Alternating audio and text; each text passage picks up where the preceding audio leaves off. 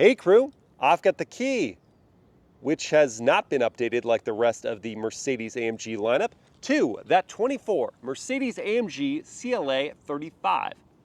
We are going to take it for a drive, but first, let's check it out. It looks on the inside and outside.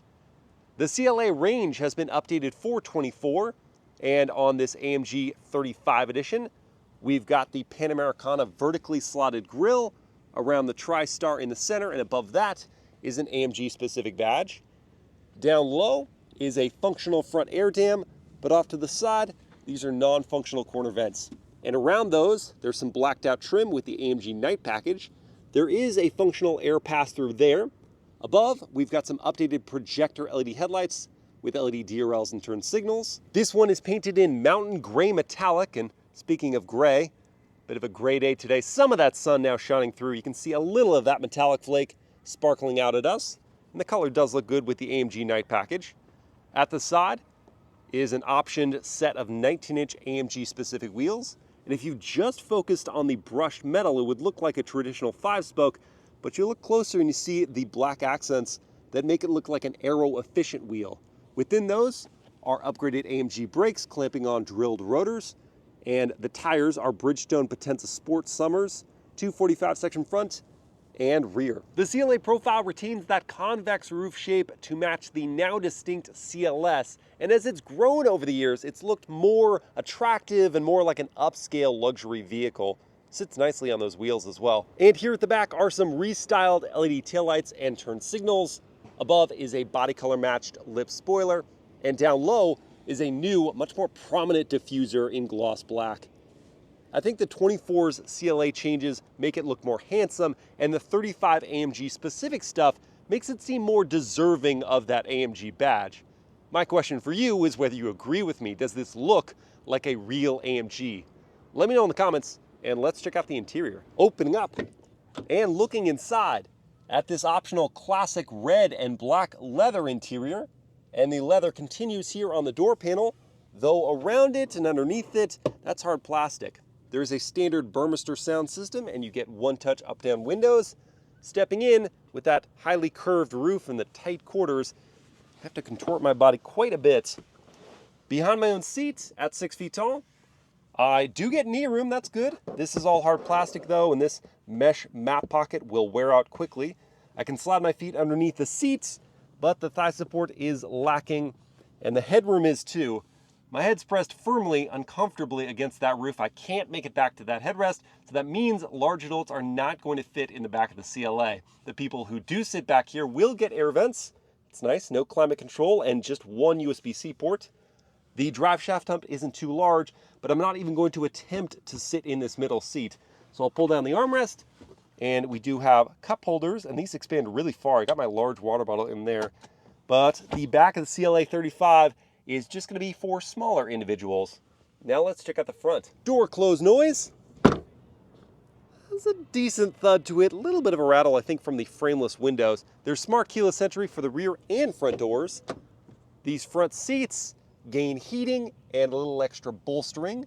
You have thigh extenders there, power adjustments found here on the door, along with 3 positions of memory for the driver's seat. The front doors look similar to the back. We have that brushed aluminum trim there, more of that leather, and hard plastic still remain.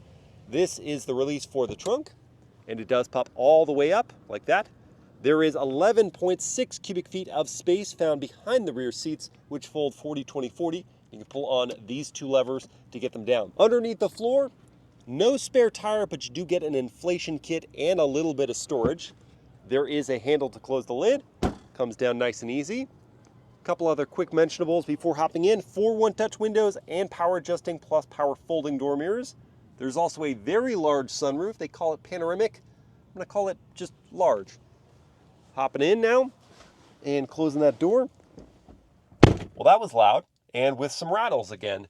I'm going to put the CLA into accessory mode here, which bids me welcome with these cool animations on these displays for the controllers. And it is very cool that you get the big boy AMG wheel now here on the smallest of AMGs, the CLA. And it is perforated in 9-3, feels great in the hands. It's got a flat bottom to it. And the left side controller, these things are reconfigurable for the performance options you want. And on the right hand side, that's for your drive mode selector. And the two stacks of capacitive touch controllers work great when your hands are perfectly dry, but if they clam up at all, then they stop responding quite as well. Beyond those, we've got these large aluminum paddles that feel great in the hands, nice travel to them. And beyond that, we've got these two 10.25-inch displays. Your digital gauge cluster is reconfigurable, and then your infotainment system is nicely responsive, and it's got wireless Apple CarPlay and Android Auto. To the right of that display is more brushed aluminum, and above is a strip of ambient lighting. That shows up at night along with the colors for the turbine-style air vents. These sit in a bed of gloss black that, as you can see, smudges and collects dust, but it doesn't bother me nearly as much as the gloss black around here, because this is going to scratch up and look terrible over time. There is a grippy tray for maybe a wallet. You've got a volume dial, and this button will bring up your camera system whenever you need to. These cup holders can expand out for smaller items. You've got a DC outlet there, USB-C port there, and a wireless charging pad with a wand that comes out to pin your phone down. That's very well thought out. I like that on the passenger side, there's this perforated injection molding, and it's rounded for a 3D effect. There's also injection molding with stitching upper part of the dashboard there. And then underneath the leatherette topped console, which is stitched as well, you've got deep storage with two USB-C ports.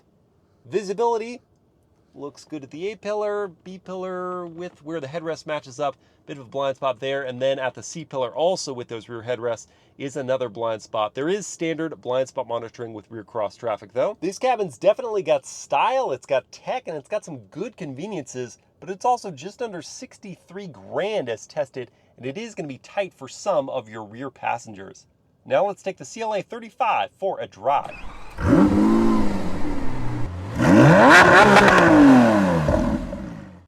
All right, let's fire it up. And as I do, I'll hold in the paddle for what Mercedes-AMG calls the emotion start. Effectively, a little extra fuel and air to get some overrun from the exhaust. Hello, cabin crew. Thanks for joining for this drive review in the 24 Mercedes-AMG CLA35. I'll start by selecting the drive mode. We've got comfort, individual, which I've calibrated to be a reduced throttle response, and then there's sport and sport plus. We begin in comfort as I lift up on the gear selector, bringing up a high resolution camera system, and there's also a wide angle view. This is great for if you've got people parked next to you, you can see around them and not worry about cross traffic, although there is a cross traffic alert. And when I back up, I've got trajectory lines. So I'll scoot on out of here, pull down on the gear selector, and then I'm going to begin, as I usually do, with a turning radius test. And trying not to strike these gentlemen here, I will line up and then crank the wheel. I don't have a forward-facing camera, but I do have trajectory lines there as well. And it's a terrifically tight turning circle, something I'd expect for a vehicle of this size, but it's still nice to see. Turn signal sound now. Oh, it's such a light tapping. I really enjoy that for its subtlety. And on the opposite side of subtlety, what about the world-famous horn test? Yeah, that is the opposite. That's a pretty pronounced horn sound. And a big horn sound isn't the only thing this little car has going for it. It's also got big power. From a 2-liter single-turbo 4-cylinder, it makes the same as last year, 302 horsepower and 295 pound-feet of torque. That still leaves a lot of breathing room above it for the CLA45S that makes 416 horsepower. That is routed now through an 8-speed dual-clutch automatic. Last model year had a 7-speed auto, and it's still routed to all 4 tires via a front-drive based all-wheel drive system. And here in this comfort drive mode, because the boost is developed so early on, I do not feel any sort of single turbo traditional latency in the power buildup. It's just like I get up and moving very quickly. And even in the individual mode, if I click over to that, the throttle response, yes, it calms down a little bit, but this never feels like a sluggish little sports sedan. Go back to comfort here. And complementing the haste of the power delivery is a relative smoothness from this 8-speed automatic, in motion in particular. It's exhibiting typical dual clutch behavior where the final few miles per hour as you're slowing or just kind of getting away from a light, you can discern that 2-to-1 gear change. But when you're in motion, that all just blends away, and you really won't care about the final miles per hour where you feel that gear shift. It's just a small rocking motion. It's only, you'll notice that if you're coming out of a torque converter where you never feel or experience those gear changes. And these seats are mostly good. I'll say this, I like the thigh support, that's great. Lots of adjustability, good lumbar control. I've got the tilt and telescope at the wheel as well, so I can find a good driving posture for myself, and I do have head clearance at 6 feet tall, though not a ton of it. My only issue with it is that the padding isn't the most supple, and also the bolsters are pretty narrow, so after a while I'm kind of squirming in my seat and I kind of want to get out and moving. For 24, the CLA35 gains a 48-volt mild hybrid system, and so that means that the stop-start system is very smooth. You barely notice that at all, and also if you're sitting at a light for a while and your leg gets tired, and you can press hard on that brake pedal and it's got an auto hold for you. The other thing that 48-volt hybrid system does is run things like the air conditioning when the stop-start system is going. So if the engine turns off, you're still getting cool air pushed at you, whereas in other vehicles, when the engine turns off, it just blows whatever the outside air temp is at you. As far as the ride quality with these adaptive dampers, the rebound is significant. So I'm moving around on the road surface as it changes, but the dampening is pretty solid. I'm not punished by road imperfections, and that's pretty great because the tire sidewall isn't all that thick on these 19-inch wheels. And one other point to the suspension, in addition to having that rebound I mentioned, you really hear a pronounced thwump when you go over road imperfections, and that does kind of disrupt the calm that you otherwise have in this cabin, because now here at speed, let me just quiet up.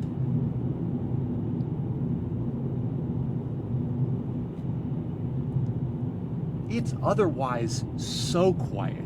Like, there's barely any discernible wind noise or road noise when other vehicles pass you. So it's just when you're going over bumps, do you hear that thwump and you go, oh yeah, that's right.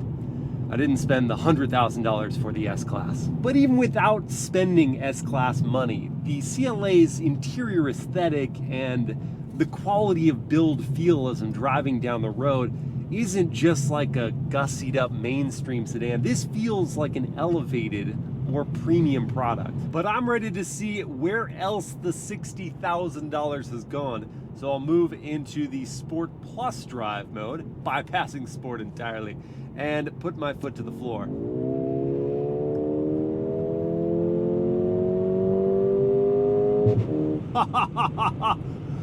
Did you hear the overrun on the upshift?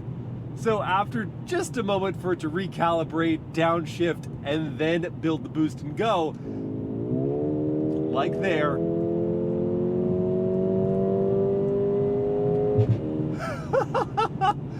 the CLA35 packed a punch. I mean, 302 horsepower is not going to make you black out with the acceleration mid-range, but it's not slow.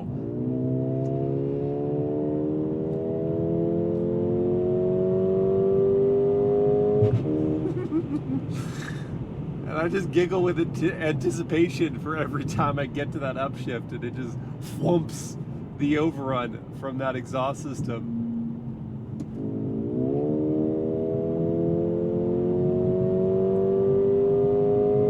Jeez, it does get moving. And yes, okay, so the around town experience I had about not really having any latency from the turbo meant that yes, I can get up and going quickly. But here in a full tilt, wide open throttle situation, yes, you are waiting for that full boost to build, for the compressor to really get churning, for you to have that full acceleration punch. It's kind of swells up, and then hold on, because the 35 is not messing around with the straight line speed. And now I want to try out the manual mode, because, I mean, there wasn't the quickest downshift from that 8-speed in auto mode, so I'll try it on my own. Switching it here, pulling on these large aluminum paddles. Little latency. It does hold the shift. It doesn't upshift for me, that's why I'm holding it there. The red line's at 6,500, so I just wanted to see if, yes, it would go all the way out to red line, and it does. I'm pleased with that. That was a quick shift.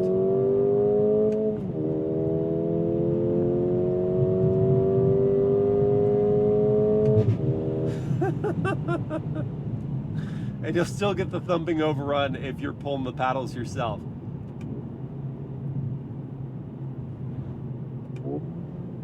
Okay, so not a very sluggish response from that 8-speed dual clutch. It's not the quickest dual clutch out there. It's not a PDK system, but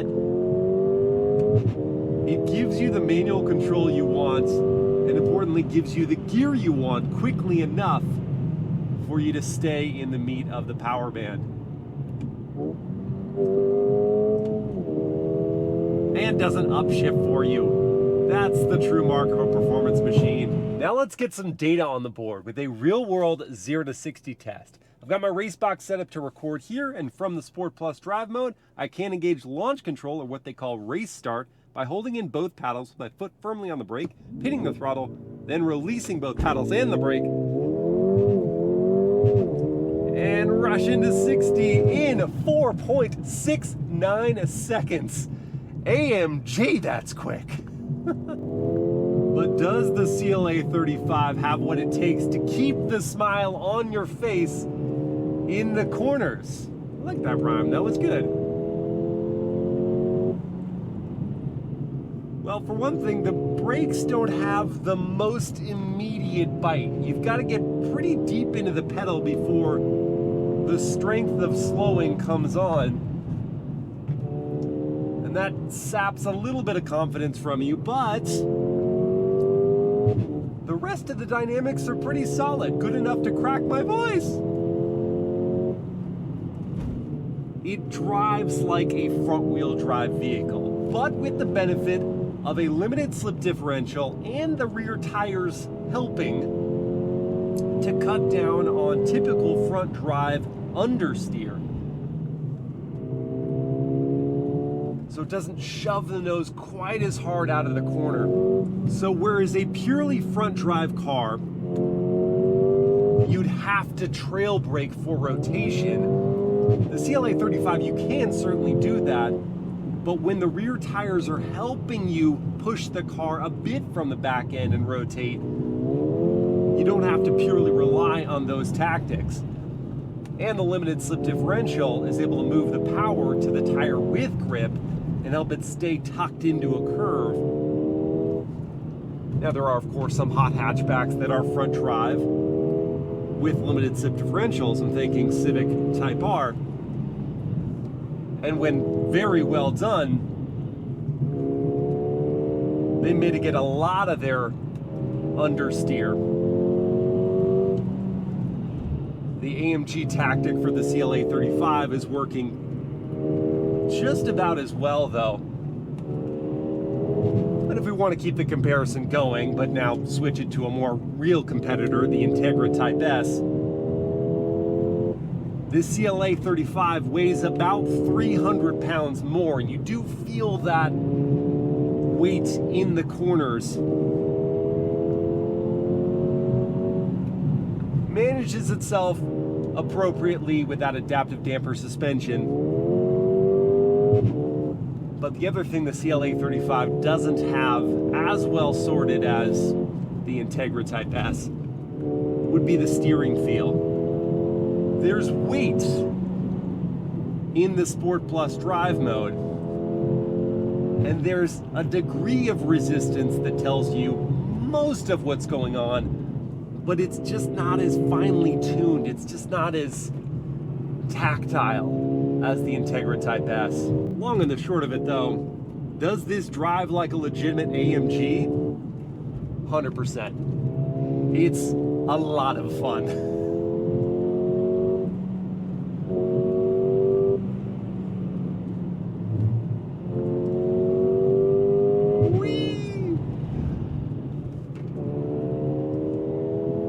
Might use a little more brake though. These are smoking with their discomfort. But I've got to torture the brakes just a little longer.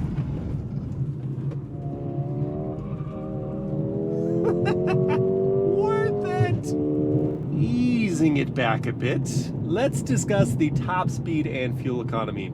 The top speed for the CLA35 is 155 miles per hour. The fuel economy is 22 mpg city, 29 on the highway, and 25 combined. The starting price for the CLA35 is $56,100. If you want the CLA45S, that'd be about 10 grand more. This 35 as tested is just under $63,000. Competitors, I mentioned one already. It's that Acura Integra Type S that starts at about $53,000. It makes 320 horsepower, gets to 60 in 5.1 seconds, has top speed of 167 miles per hour, and fuel economy of 24 combined. It also comes with a manual transmission. There's also the Audi S3 that starts at just $48,000. It makes 306 horsepower, gets to 60 in 4.3 seconds, has top speed that matches this at 155 miles per hour, and fuel economy that also matches this at 25 combined. Before I reach a verdict, let's recap the good and bad for the CLA35, starting with